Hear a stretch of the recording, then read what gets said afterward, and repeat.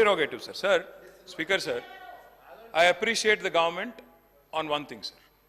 వారు మన minister civil supplies గారు అన్నారు సన్న బియ్యం మేము ఇవ్వబోతున్నాము తప్పకుండా మీరు అప్రిషియేట్ చేస్తాం అనుకుంటున్నాం అన్నారు. Yes, we appreciate you sir, అభినందనలు కూడా చెప్తా ఉన్నాం. అదేవిధంగా వారు అన్నారు కొత్త రేషన్ కార్డులు ఇవ్వబోతున్నాం, ఎల్లుండి క్యాబినెట్లో డిసిషన్ తీసుకుంటామన్నారు. తప్పకుండా వి వెల్కమ్ దట్ ఆల్సో, స్వాగతిస్తాం. ఎందుకంటే ఇచ్చిన మాట నిలబెట్టుకున్నప్పుడు ప్రభుత్వాన్ని తప్పకుండా అభినందిస్తాం. అధ్యక్ష, రెండు విషయాలు.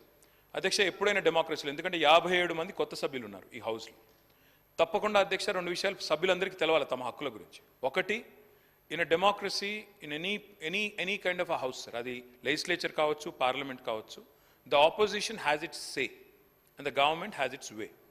ఆపోజిషన్ అనేది చెప్పనీయాలి, మాట్లాడనీయాలి. చెప్పిన తర్వాత ప్రభుత్వం మాతో ఏకీభవించవచ్చు, ఏకీభవించకపోవచ్చు. Number 1 sir. రెండోది సార్, వారు అన్నారు ప్రజాపాలన డెమోక్రటిక్గా చేస్తాం. Sir, the essence of democracy is discussion, debate and dissent. 3 ఉంటాయి సార్. డిస్కస్ చేయాలి, డిబేట్ చేయాలి, ఒకవేళ నచ్చకపోతే ఆ సంతృప్తికరంగా లేకపోతే డిసెంట్ చేయాలి, తప్పదు. మేము what we are exercising is our right in democracy. మేమేం అడిగాం సార్, మా former minister and senior legislator Kangula Kamalakar గారు ఏమన్నారు, నేను చెప్పింది తప్పైతే రాజీనామా చేసిపోతాను దాకా చెప్పారు. ఆయన ఏమన్నారు సార్, 6.5 లక్షల కొత్త కార్డులు, 6,47,000 కార్డులు 2016 సంవత్సరంలో 31,000 కార్డులు ఇచ్చాము, 31,196. 2017లో 19,119 కార్డులు ఇచ్చాము. 2018లో 1,67,601 కార్డులు ఇచ్చాము.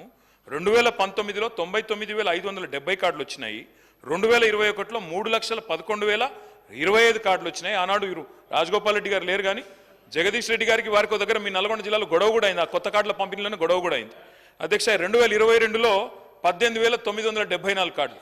What we have said Uttam Kumar Reddy గారు, మీరు ఒక్క కార్డు కూడా ఇయ్యలేదు అని మాట్లాడితే కొంతమంది సభ్యులు, కమలాకర్ గారు మాట్లాడియండి సార్, వారు